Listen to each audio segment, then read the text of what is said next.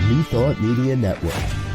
We are a global broadcast network of positive music, media, and entertainment, inspiring humanity's evolution along the journey of enlightenment and creating a world of love, peace, empowerment, and prosperity for all.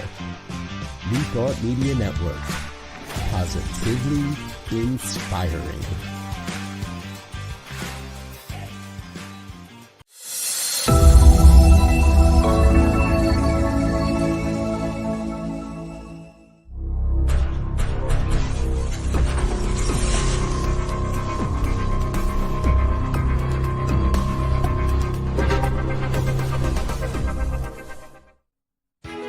New Thought Radio, music from all your favorite New Thought artists.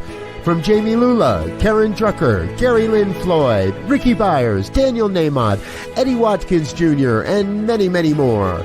24/7 New Thought Radio. Positively inspiring.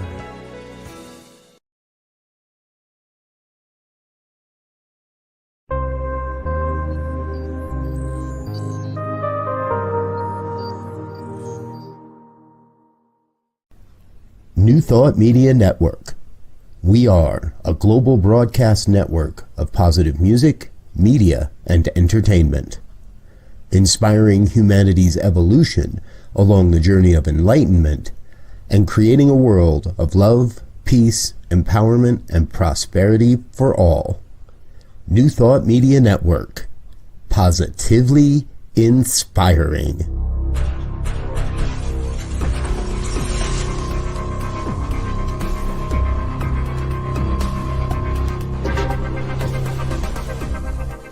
Live from a secure concrete bunker somewhere in Ohio, New Thought Media Network presents Pastor Michael Mangus with Friday's Fireside Chat, spiritual conversation for today. Here he is from the secret radio room, surrounded by thousands of watts, Pastor Michael Mangus.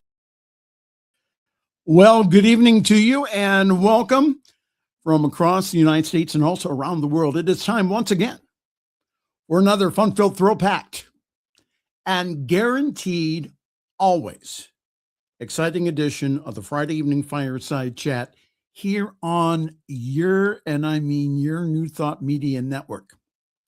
I am the Reverend Michael Mangus. I am broadcasting this evening from the secret radio room surrounded by thousands, and I mean thousands of watts. And I could use a few more thousand. Inside the top secret concrete bunker that is so fortified that only one person knows where the concrete bunker is located. No one else, especially at Reverend Dr. Robert Brzezinski, who's been out of town this week. And I've had to take all the tech calls, especially him. We don't ever want to tell him where the top secret bunker is located, and we're going to keep it that way. Well, hi there. We do have a wonderful show for you this evening. Good to see everyone. I know that we've had some folks check in. Again, thank you so very much for being with us this evening. Please feel free to interact with us by posting your comment either on Facebook and or on YouTube. And again, all my shy people out there, I know you're out there. Get a hold of me this way, right there. pastormichaelmangus at gmail.com. pastormichaelmangus at gmail.com. I don't have time during the show to read your emails. However, go ahead, send me one. I'll read it during the week. So the purpose of our fireside chat, again, is to talk about contemporary issues from a New Thought perspective. And that, as I keep saying week after week, I want us all to have a new thought about what is going on in the world. And more, I hear people say, well, I'm just going to go ahead and just turn off the news and not have anything to do with it. It doesn't affect me. It does. It does whether you like it or not. And one of the concepts that we talk about at our centers is oneness. So if we are all one, then let's be a part of bringing about a world that does work for everyone. All right. Once again, by popular demand, from the formerly great state of Tennessee, originally from the greatest state in the 50, West Virginia, we have divine science minister and co-host of the Friday evening Fireside Chat. A big round of applause for Reverend Jeff Radcliff. Come on, get here. Give me the love. Give me all the love. How are you? I'm surprisingly okay, considering it's been a weird week, not only in the news, but just personally. I've had some issues that I had to take care of, including getting a repairman out here to look at the air conditioner. I have a dual system heating and cooling thing, and the AC went out. And I was like, this is an expensive piece of equipment. I hope it's not an expensive repair. $145. And $90 of that was labor, and $10 went to the formerly great state of Tennessee, who always has their hand out for taxes. But I was just happy that on repairs. Yeah, that was, that's ridiculous. It was crazy. Sorry, that's my opinion, but hey, I got the AC going now, and it's starting, and I need it because now it's starting to get hot down here. Now I don't know what it is like for you guys up there, but I've got my daffodils blooming in the yard. I've got that damn Bradford pear tree, which is an invasive species, blooming over across the road. It kicks up people's allergies like nobody's business. And they're very unstable trees. They can fall over at in a high wind. So, right. Yeah. So I'm just waiting because the neighbor keeps his cows over across the road. I'm waiting for one day when one of the bulls gets conked in the head with the Bradford pear just falls over on top of him. Right. But we'll see. But it's been a wild week this week, I'll tell you. Have you ever gotten a estimate on a tree removal, or ever had a tree go down in That's not my property. I don't give a shit how much it costs. No. That's his first cuss word this evening, ladies and gentlemen. Probably not the last. And not an F-bomb either. So there you go. What about them fucking apples?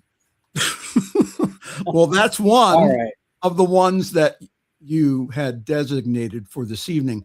Well, ladies and gentlemen, we all know why you're here. Yeah. It's not for the Friday evening Fireside Chat. Oh, no. Nah. It is for Reverend Jeff's story of the week. Now, I sent you some striking pictures that we're going to use later today. Did you like those? Those were cool, weren't they? Well, now, again, I went ahead and I sent all that to legal. Yeah. Including your story. What now? You looked at them, though, didn't you? Yes, I did. I thought that they were very nice, but you don't like me to tell people. No, I don't. To give them a clue of what your story is. Right. So if I tell anybody about your story, I have to be extremely vague about it. Yes, you do. Yeah. Okay. But they were nice pictures there, right?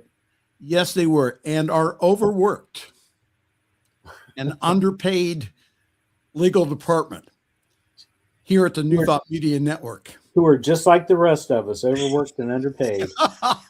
They reviewed your story this week. Okay. And their response was, it's very wavy.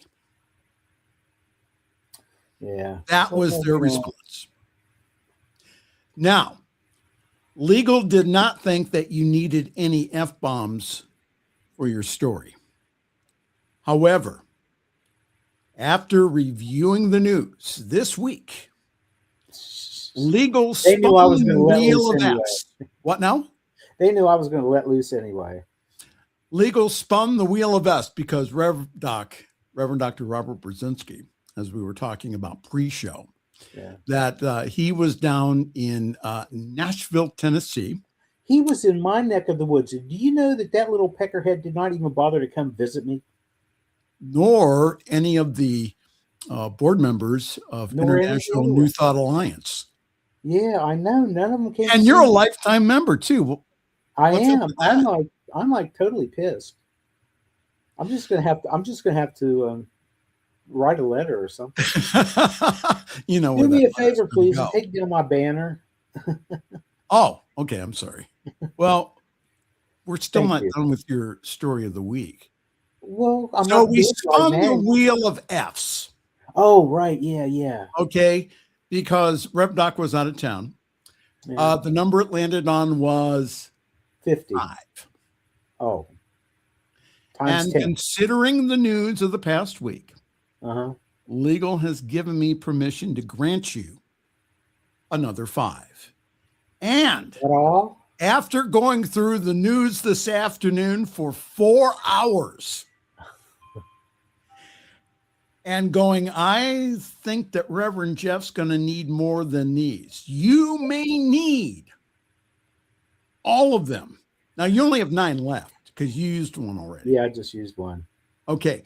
But you may need those 9 plus go into your bank of 150 F-bombs that you have banked away. Yeah. In these. Yeah, because I'll tell you, I haven't seen a whole lot of news today because I've been so busy. I'm going to be guest speaking at Center for Spiritual Living Midtown in Atlanta on Shameless plug. Exactly. And I was working on my talk today, and I got to finish it up tomorrow because I'm only about a third of the way through. How many hours of prep time do you take for a typical sermon? Probably 3 or 4 hours. Okay. So I used it all up today, so I'm going to have to do at least another couple of hours tomorrow. Now, I hear that some of these mega church pastors spend up to 8 hours or more on sermon prep. It's times like this that I miss being a Pentecostal preacher, because I could just get up and let it fly, wing it, and I don't feel comfortable doing that as a New Thought minister, and I'm not sure why. I haven't explored that, but I feel like I want to be a little more scripted and a little less free and easy with things, Well, we are going to test your biblical knowledge this evening. Oh, especially of eschatology. I knew I was going to mess that up. Eschatology. Okay. You mean you're not going to tell them what it is? No. Google's a thing, y'all. Eschatology. You'll explain it. Eschatology. You'll explain it if you need to know how to spell it. In just a moment. This is going to mess me up too, because I'm in Central Time and CSL Midtown is in Eastern Time, and they start early for me anyway. And then we're moving the damn clocks. Well, again, it is that time of year. It is. It's time to spring forward into daylight savings time by moving the clock back 1 hour. No, you're moving the clock forward 1 hour. Forward 1 hour. Why did I have that? Okay. Moving the clock forward. I'm sorry. See, that's the reason why I have a co-host. Yeah. Well, anyhow, we're moving the clock forward. I got to be careful with this stuff. Why? Because last year I sprang forward and I pulled something. It's a muscle I think I'm probably never going to use again, but I might. And so, I got to be careful. I am not going to touch that with a 50-foot pole. So, do you know why we have daylight savings time? Oh, Lord. They said it was at first they said, well, the farmers needed it or whatever for the crops. No. And then they said it had something to do with the war effort in World War I or something like that. And then they tell you something else, and then they tell you something else. I don't know. I don't give a. Well, the goal of daylight savings time is to ensure that you have more daylight hours in a day for a number of reasons, but primarily to save energy. There's also been arguments that what now? And it's bullshit too, because we don't save any energy. There's also been arguments that having more daylight hours benefits public safety and health. Daylight savings time was first introduced in the U.S. in 1918 during World War I, and it was known as wartime. It was then abandoned after the war as there was no financial need to continue it at the time. But daylight savings time, as we know it today, began in the U.S. with the Uniform Time Act of 1966. Only it started on the last Sunday of April, and it ended on the last Sunday of October. Now, the one thing, now you're going to faint here. The one thing that myself and Donald Trump agree on is that we need to eliminate this altogether. I agree. We tried. We tried doing daylight saving time year round in the 70s, and everybody hated it. They didn't like it, and so we went back to switching back and forth. But people don't like that either, and you still got people who say we need to go to daylight saving time and just save it. And by the way, your little picture there is wrong. It's not savings time; it's saving time. So, okay, yeah. So let that be known. Let that be known. Yeah, everybody hated it, but yet now they're all clamoring for it again, and I think they're wrong. Well, we're here to tell you both reverends. Don't forget to move your clock forward. Yes. 1 hour Saturday night, or you will be late for church on Sunday morning. And this is, again, that when you go, that what'll happen is that you may get this next picture if you show up 1 hour late. You may get pastor staring at his watch with you coming in late. That would be me. I would be in the pulpit. I would be speaking, and somebody comes in late, and I'd call them out on it. That's what I would do. All right. All right, ladies and gentlemen. It's time for the news. Strap in. Make sure that that seatbelt is fastened. It's going to be a bumpy night. It's going to be a bumpy ride. Ladies and gentlemen, from the Sin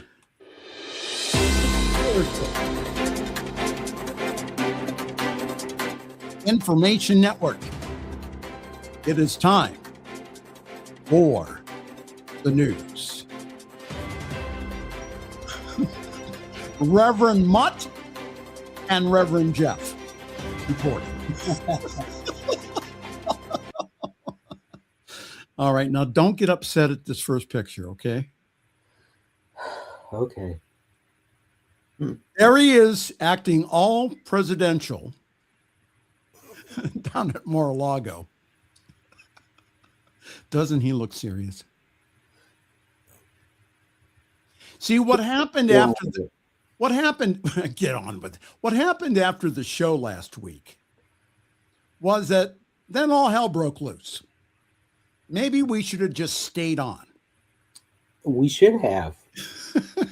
Another hour, and we could have broken the story wide open to the whole New Thought community. But here it is, our no new wars president who campaigned on that topic this time goes ahead and lights the fuse in the Mideast along with the Israelis and starts bombing Iraq with the conflict now in day 7. This is what we know now from CNN. U.S. President Donald Trump says that there will be no deal with Iran until unconditional surrender. The president also told CNN that he's not concerned whether Iran becomes a democratic state, and he is seeking leadership that will treat the U.S., Israel, and the Mideast allies well. Now, the one thing that we have seen happen this week is that gas prices have gone up, on average 30 cents around the country. But as the war disrupts the global energy supply in the Strait of Hormuz, Trump says that he's not worried about soaring gas prices. Of course he's not. He doesn't have to go out and fill up his car. Meanwhile, 2 of the largest shipping companies are no longer accepting cargo bound for the Persian Gulf. But wait, there's more. Donald Trump told CNN on Friday that Iran's leadership has been neutered and that he's looking for new leadership that will treat the U.S. and Israel well. Yeah. Set that to shit to music. He also told us that the nuclear facilities that we totally obliterated back a few months ago, supposedly they grew back faster than his ear. Reverend Jeff. I've been waiting to use that line. I've got to tell you. So he said that Iran is not the same country it was a week ago. A week ago, they were powerful, and now they're indeed neutered. And then on the same phone call, he goes ahead and he said that Cuba is going to fall soon. On the same phone call. Now, wasn't there another raid this week? They went into where, Bolivia? Bolivia. Mm-hmm. I think this man whined and cried and bitched and moaned about how he wanted the Nobel Peace Prize, and now he's starting armed conflicts all over the freaking globe. Well, this week, Trump had said that he'll soon make a choice between these 2 gentlemen, Senator John Cornyn, the incumbent, and the state attorney general, Ken Paxton, who is no saint, by the way, who is pushing for the Save America Act. And this is the reason. Again, I wish I had a good Trump impersonation, but I don't. But I'll try. It says, we have to save voter ID. We have to have proof of citizenship. We have to have no mail-in ballots except for the military, illness, disability, and travel. We have to have no men in women's sports. Now, what does that have to do with the Save America Act? Oh, I added those 2 things, and we have to have no transgender operations for youth. This is all stuff to rile up the base. Mm-hmm. What a bunch of craziness. In addition to require the voter ID in the federal elections, the bill would also mandate documentary proof of U.S. citizenship to register to vote in federal elections. What I'm telling everyone is this: make sure that you have a real ID. When you get a real ID from your BMV, that it says right, there's a star on it or some type of designation that you have shown citizenship. It's right on, and they put it right on your license. So anyhow, He later added on X, I kept my word to Texans. I was one of the first sponsors of the Save America Act. And I agree with President Trump that the Senate must pass it now. That's what Senator John Cornyn has says. Any comment, Reverend Jeff? No. I don't trust myself to make a comment. Are you up for ordination? I'm kind of more concerned about how all this news and information got out before it was actually taking place. Did you hear that an attorney, a guy named Mark Garagos, was in, oh my God, what's the name of the restaurant? Joe Stone Crab in Washington, D.C., and overheard 4 people at the next table talking about how tonight was the night we're going to bomb Iran. And that was hours before the bombing started. Well, there were hints, though. Well, there were hints. He was sending troops and stuff over there, but this was earlier than I think that they had probably planned on, and I'm sure that they didn't expect the news to get out the way that it did, because this Mark Garagos guy went on to a podcast, I can't remember whose now, and broke the story that he heard that that this was happening. And then, as it turns out, I guess there was also a memo that got leaked. I saw a story about that, but I didn't have an opportunity to read it before the show started. Well, quickly before the break here, there is a growing toll of casualties in the war. The U.S.-Israeli strike has killed more than 1,200 people in Iraq and also 217 in Lebanon. The strikes have damaged more than 3,000 homes across Iran. Now, this is the one thing that the press was told this week by Pete Hegseth, was that you need to not emphasize the amount and the amount of military casualties. That's bad news. Don't emphasize that. Emphasize only the good stuff that we're doing in Iran. Yeah, particularly when they're killing little schoolgirls. Well, again, hear about that. Right. So since the U.S. and Israel launched coordinated attacks on Saturday, at least 6 American service members. Now, those are 6 that we know of.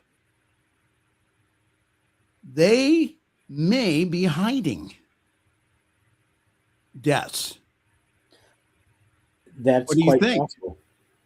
Well, again, that the White House has not ruled out that the U.S. military carried out a strike hitting a girls' elementary school in the southern city of Manab on Saturday, killing at least 168 children and 14 teachers. And you'll never believe this,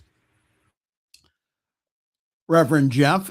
Russia is aiding the war effort by providing Iran with intelligence about locations and movement of American troops. Do you believe that? I don't know, because you froze up during part of that. Okay, Who is aiding? I'll say it again. Russia is providing Iran with intelligence about locations and movements of U.S. troops. Well, that's to be expected. Much of the intelligence that Russia has shared with Iran has been imagery from Moscow's sophisticated constellation of overhead satellites, one of the sources said. It is not clear what Russia is getting in return for the assistance. Probably troops, because they're out of fighters, I would say. So what are they going to do? They're going to ship troops from the Revolutionary Guard. They're going to ship them over. Who knows? I don't know. I mean, I don't know. Has Kim Jong-un sent any more North Koreans over? I haven't heard. All I know is that most of them have been killed in battle. Well, Tim has said here again, and Tim is kind of my guardian angel. He watches out for me, and he also chews me out. He says, "Spring ahead and fall back." Mm-hmm. You need to be a little more diligent on that. He sent that like 20 minutes ago. No, more like 15, but still. Well, ladies and gentlemen, we all know why you're here. It's not to hear me Jeff bust your chops. Well, that's one of the reasons why. But we are here right after the break with Reverend Jeff's story of the week. Week. And it's wavy.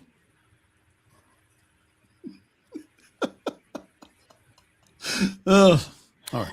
Get on with your bad self. All right. Well, hi there. Good evening. It is a Friday evening fireside chat here on your New Thought Media Network. Good to see everyone this evening.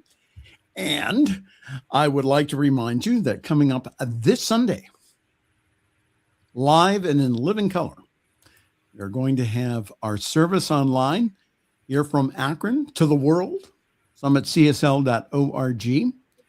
For more information, go to that website, summitcsl.org. There you will find information about our wonderful Sunday gathering online at 10:30 Eastern, 7:30 Pacific time. Grab your cup of coffee, your tea, your espresso, or if you're in Reverend Jeff's house on a Sunday morning, your Irish coffee. There you go. With good stuff. And we have one of the best services, I believe, in New Thought. Now, this Sunday, we will have as our very special guest speaker, noted author and healer, Dr. Carol Ann Drick. So go to summitcsl.org for more information about our wonderful service. All right.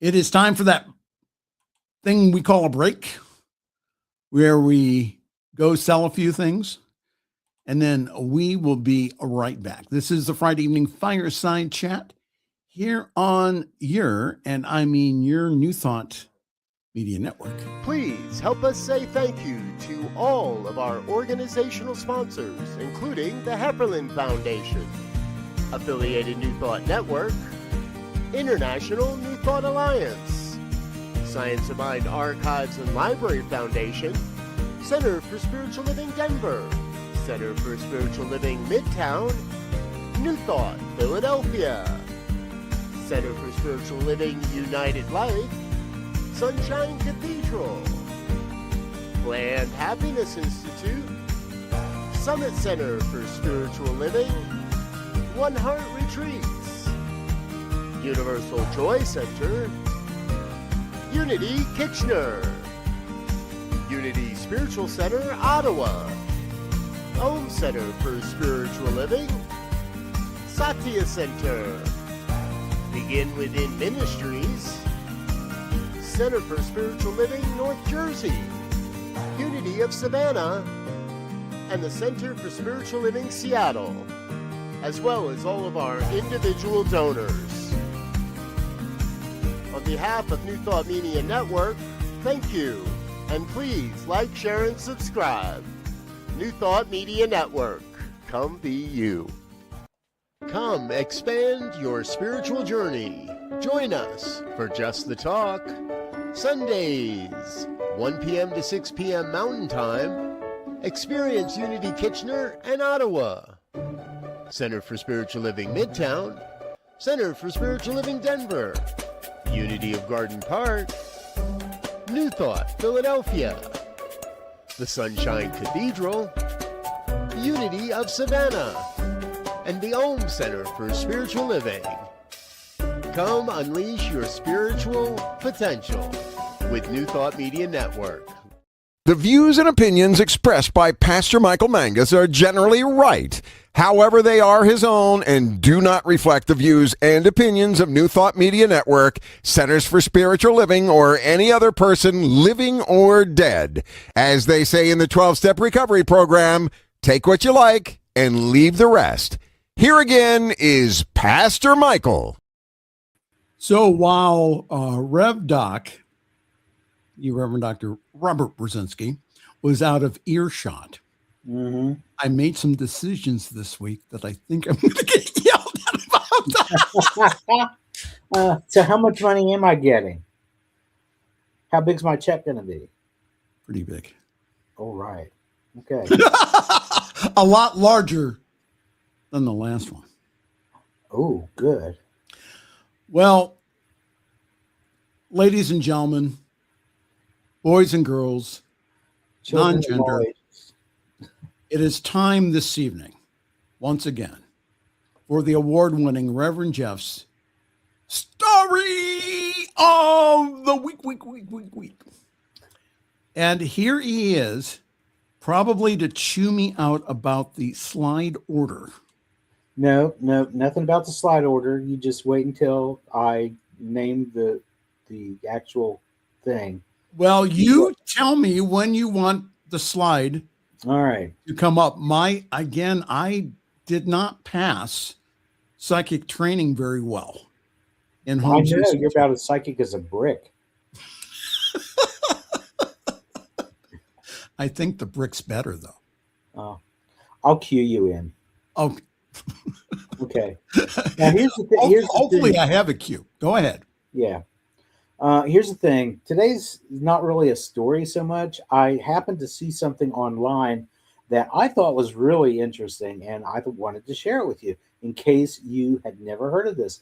You know, architecture is such an interesting thing, and no matter where you go in the country, no matter where you go in the world, there's always going to be buildings that are really striking, and people are just awestruck by some of them. Architecture blends art and technology. It's expressed through the built form. And a lot of designs focus mainly on function, and some give equal weight to visual impact. And a strong example is the Wave building complex in, I now looked this up to see how to pronounce it, and I think I'm still going to mangle it, Vejle, Denmark. Go ahead with the first slide, Michael. Sculptural design and practical housing come together seamlessly. This was a building that was designed by Henning Larsen's architect, inspired by the Sydney Opera House, and it comprises 5 wave-shaped residential towers rising above the edge of the Vejle Fjord. It has 105 luxury apartments, and the entire building complex is like 150,000 square feet. And each building unfolds in an undulating sequence. That's the word I wrote, undulating, creating a continuous rhythm. And the curved silhouettes echo the rolling hills that surround the city. And I think I actually got a picture from another angle that shows some of the hills in the background. It also mirrors the constant motion of the water beside them, because they're right there next to the fjord. It's positioned directly on the waterfront, and it's visible from both land and seas. And it's more than just a housing complex. It's also helped redefine the shoreline. They've got public walkways and a pier that connect the complex to the city, so it encourages both residents and visitors to spend time by the water. And it's just a modern landmark. It's a symbol of contemporary Danish architecture that's rooted in a natural setting. Now, here's the cool thing. In 2010, The Wave and Henning Larsen Architects won the prestigious architectural prize, the LEAF Awards, in the multiple occupancy category. And LEAF stands for, oh my gosh, give me a second. The Leading European Architects Forum. But the thing is, this is given by the Europeans, but any architectural company anywhere in the world is allowed to participate. So the LEAF Awards can be won by just about anybody. As long as your building was built between January of the previous year and May of the following year. Because like for example, if you started your building in 2010, if it was done by May of 2011, you'd be eligible for the 2011 awards. So, it's kind of like a year and a half off. But architects worldwide, buildings located anywhere in the world, are eligible for these LEAF awards. And this was one of the winners. And it's just such a striking building, or set of buildings, I guess you'd say, that I had to share it. There's so much drama, there's so much negativity, there's so much fear going on in the world. And Michael and I are always telling you need to keep your focus on what it is you desire for your life instead of what you don't. And what better way to do that than to look at some pretty architecture? And so that's why I chose this as my story of the week. And again, that was Reverend Jeff's story of the week. That's why I said it was wavy. Yeah. Isn't that a cool building though? Those are cool buildings, yes. Yeah. So I'm like, wow. And to be on the water, but yet still have a view of the mountains on the other side. I mean, who could ask for more? You don't even get that in Miami. All you get's the ocean. You don't get any mountains. But if you go to Norway, you can have it all. Right. Plus, they have free education. They have universal health care. They're happy people. I'm ready to move. That's very socialist of you. I know. Comrade. No. It's democratic socialist of you. Oh, democratic socialist. That's the difference. And All right. I'm ready to move to Norway. What else you got for me? So is a lot of other people.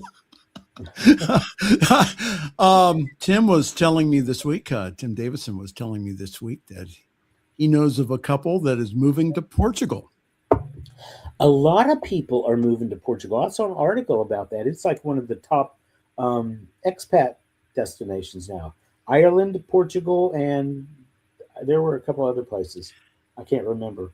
So the reason that we're mentioning the war is, again, let's all pray for peace. Yeah. Let's us all know, again, the high watch.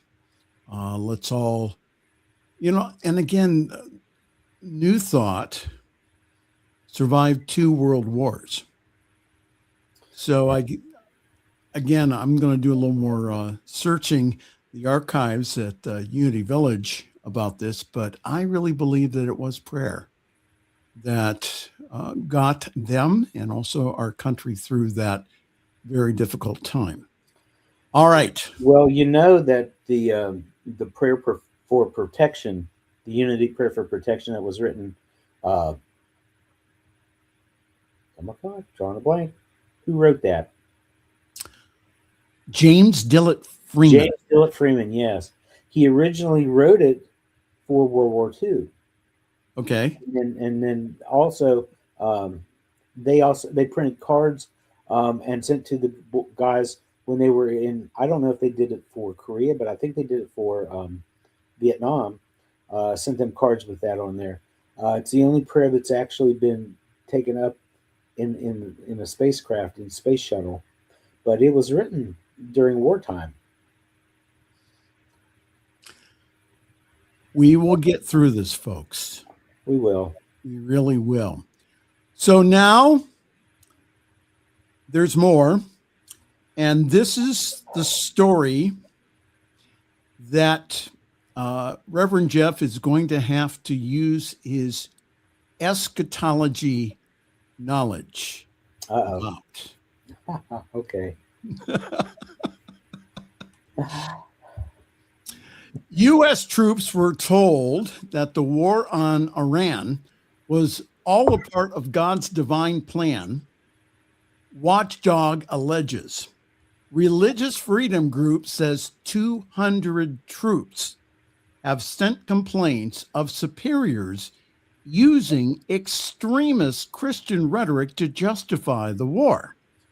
U.S. military commanders have been invoking extremist Christian rhetoric about biblical end times, that's eschatology, for those of you who didn't know that, to justify involvement in the Iran war to troops, according to complaints made by a watchdog group. The Military Religious Freedom Foundation, the MRFF, says that it has received more than 200 complaints from service members across all branches of the armed forces, including the Marines, the Air Force, and the Space Force. Now, why would the Space Force? There's some things I don't think we know about, Reverend Jeff. Yeah.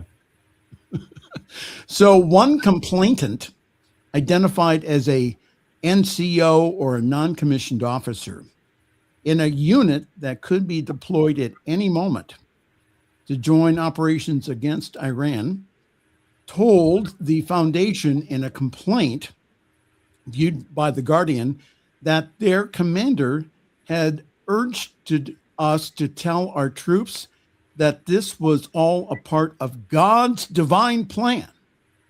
And he's specifically referred to numerous citations out of the book of Revelation, referring to Armageddon and the imminent return of Jesus Christ. So these military leaders think, along with our Secretary of War, Pete Hegseth, they think that they're helping usher back Jesus Christ. Your comment, Reverend Jeff Radcliff. First of all, Scripture says that nobody knows the day or the hour of the second coming. Here's the thing. Nobody taught anything about the second coming until the 1800s. Right. The rapture, the second appearance of Jesus in the sky. No. That is why you will not find many Christian denominations teaching this, except for the really fundamentalist ones, because it's not in the Bible. Right. Well, now hold it. No, Reverend Radcliffe. There are references that scholars are talking about, but those were for the people in Jesus' time who were expecting him to come back like immediately, not 2,000 years ago. Reverend Radcliffe, what about the book of Daniel? What about the book of Revelation? What about them? Those are... doesn't that contain prophetic prophecy? The Bible is not to be taken literally. Right. It was not, first of all, it was not written for 21st century people. It was written 2,000 years ago and up after that for a nomadic people, who had finally settled down and started doing something. It was there for the, and for the small little churches that were springing up all over the place. It was not meant for us. It was meant for people back in the year 50 AD, whatever. And what Jeff is referring to, again, is current Bible scholarship that is taught to probably, I would say, 85 to 90% probably of the seminarians out there, but they don't dare mention any of this from their pulpit because that they may tick someone off in their congregation, and there goes their job and their paycheck. That's the thing. That's the thing. But this was, and I can't remember the guy's name who actually came up with this back in the 1800s, but he was piecing together all these little verses and prophecies and things, and kind of sort of put it all together. But it was not taught in traditional Christianity until 150 or so years ago. Right. And again, that is current Bible scholarship. Yeah. So Pete Hegseth going ahead and again trying to fire up the troops, say, hey, we're doing a holy war here. Yeah. And Not instead what he fired up was a bunch of people who aren't traditional Christians, or maybe they're part of another religion, or maybe they're atheists or whatever. It doesn't matter. The fact is, he's out there pushing this stuff on them unwanted. It's not. I don't know that they can use the argument of separation of church and state, but if you are a federal employee, and a military person is a federal employee, they are a federal employee, you're not allowed to proselytize your candidate during political election time. You should not be allowed to proselytize your religious belief to people either. Well, once again, I saw that story this week, and I said, I have to bring that up to Jeff. Yeah. Now, here's what I want to know. Okay. Because I keep seeing people calling Donald Trump the Antichrist. Okay. Well, if you've read the book of Revelation, and if Right. you've read, like we used to say in the old days, the back of the book, I just want to know, who's the whore of Babylon? Reverend Jeff. Oh, it gets better. It gets better.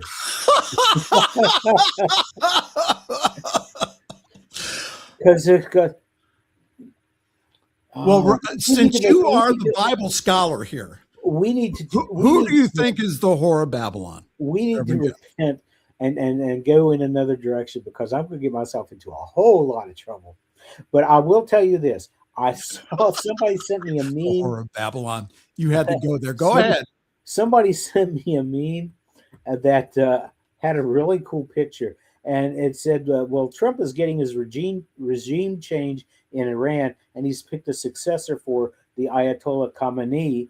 And it was a picture of Melania with a black turban and a black robe and a beard. So I thought that was pretty cool. But something else that happened this week. Yeah. And, we could tie this into the whore of Babylon or not. It's up to you folks. Wherever you take this, that's on you, not on me. I'm not saying anything. But Trump fired Kristi Noem. Well, that's my next story, because I reserved this for the last one because I wanted to end on good news. Okay, yeah, because it's the first damn thing he's done right, and God only knows how long. Yeah, but he didn't. The only reason he did it was because he wanted that moron put in there. I can't remember his name. No, it's because that Kristi Noem made him look bad. And after a year of controversy, Kristi Noem's fate was sealed over just a few days. It started with a heads up from the Hill. So Senator John Kennedy started asking questions of Kristi Noem. And then he delivered on his plan, unleashing a series of questions about the $220 million ad campaign and contract that Kristi Noem gave to a friend who went ahead and put an LLC together 8 days earlier, and how that squared with Noem's stated promise to root out waste from her agency. He had asked more than once whether Trump approved that spending spree before Noem provided a direct answer. Yes. That was a fateful answer. And that response was the embattled cabinet secretary's final straw. Kennedy got a call from Trump later that evening. The president, Kennedy told CNN, was pissed. Yeah, but you know what? He didn't really fire her. No. He moved her to somewhere else. I mean, what the hell? Well, he moved her to be the special envoy for the Shield of America. Which is what? He said it was a new security initiative in the Western Hemisphere. What the fuck does that mean? That's two. Well, I'll tell you what usually happens, though, in this administration is that when he fires somebody else, when he says you're fired, he goes ahead and he gets someone worse. Yeah. So Trump picks a fighter in U.S. Senator Markwayne Mullin. Trump has selected a reliable champion of his immigration agenda, whom the White House said should be confirmed as quickly as possible. Do you think he's going to get confirmed? I'll tell you who he should have put in there. He should have put in there Hillary Clinton. Did you see how pissed she was at Lauren Boebert for leaking a photo of her during her deposition a few days ago? Absolutely. Yeah, that was he not put Hillary Clinton in there for that. Well, She was livid. The Oklahoma senator will inherit an agency that is expected to define both Trump's legacy and his own. Shortly after Trump announced his intention to have Mullin serve as the Homeland Security Secretary, Mullin said his focus will be to keep the homeland secure. And he says there's a lot of work that we can do to get the Department of Homeland Security working for the American people. After Mullin's new position was announced, Republican Senator Tom Tillis, who is an animal lover, who during the week's hearings sparred with Noam over admissions in her 2024 memoir that she shot her misbehaving puppy, shared a picture of Mullin's family to social media, saying that the senator is a great guy and a great choice to lead DHS. And Tillis also wrote this, another big positive, he likes dogs. And we have pictures. Don't forget, she also shot her goat too. Well, we have. So here are pictures of the parties that are taking place around the country. Don't let me show this to Miss Lily because I don't see any Pomeranians in there, and she would be very upset. I really like the DJ setup. You see those speakers? I see the speakers, but why do they have those tourist binoculars behind? Where you're out looking, to look at the scenery. I have no idea. I don't either. I thought you would like that. It's cute, but like I said, Miss Lily would not be impressed because she's not represented. I'm sorry. Yeah. She's over here growling right now. What now? Lucky, she's over here growling. You're lucky you're not here right now, or she'd probably I'm lucky. Well, bite you on the toe. Bite me? I'm very nice. I would bribe her with milk bones. This dog doesn't need bribe, but she loves everybody. If somebody was to break into this house, if I had like the family silver or something laying around, she'd help them carry it out. Absolutely. And then get mad that they're leaving. She'd want to start barking for them to come back and play a while. So you're not going to believe this. Oh no, we've run out of time again, haven't we? Well, plug your talk on Sunday again. Once again, it is going to be me, yours truly, at the Center for Spiritual Living in Midtown, in Atlanta, Sunday. And they are sponsors on New Thought Media Network. So Absolutely. you can come to New Thought Media Network's Facebook page and actually tune in live if you are of a mind to. It's 11 a.m. Eastern, 10 a.m. Central, 8 a.m. Pacific, and I know Rev Doc Case if we lead out the mountains. So 9 o'clock a.m. Mountain Time. And I will be speaking on the subject of deliberate creation versus creation by default. Wow. So, yeah. That's going to be a good talk. Now, if you do a good job, Uh-huh. I hear that RevDoc will replay it during the all-day Sunday Just to Talk series.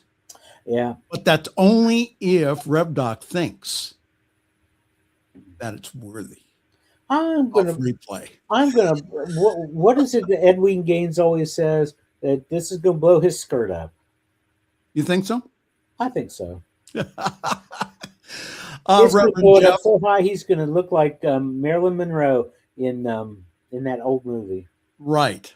What was that movie's name? Oh my gosh.